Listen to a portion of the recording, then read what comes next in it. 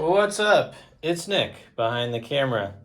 I'm going to really quick go over how to make minor scales. I talk about major scales all the time and rarely ever go over them with my students because they're not super applicable until after a long time, especially in classical stuff. We just stick to the major scale, really. So we're going to talk about how to make a minor scale starting with any major scale. So let's say we have C major. All right, and we have 7 notes in the scale, 1, 2, 3, 4, 5, 6, 7. The last one's kind of the same as the first, so we just say there's 7. All we're gonna do is we're gonna take the 3rd note and we're gonna bring it down a half step.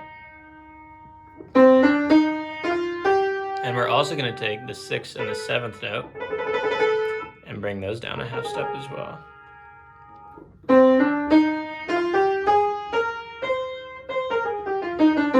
we took 3, 6, and 7, and we brought those down a half step. So here's major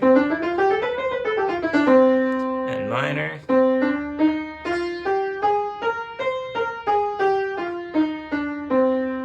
So there's only 3 note difference between the major and the minor scale. So this is C minor, right? We started on C. Let's take another scale like D major.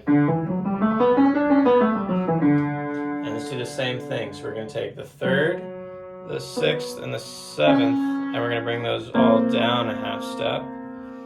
So now we have...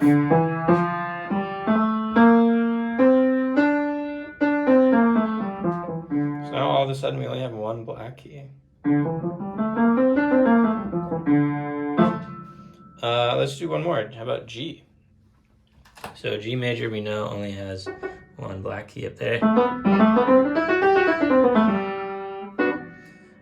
So we're going to take the 3rd note, the 6th note, and the 7th note, and we're going to bring those down a half step.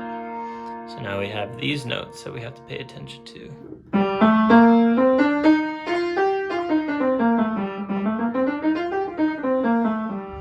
This is kind of a convoluted way of thinking about it, but if you're just coming from knowing all your major scales, this is the best way to understand that there's just a really small difference between the two, right? So everyone, well, you know your major scales, and that's all good.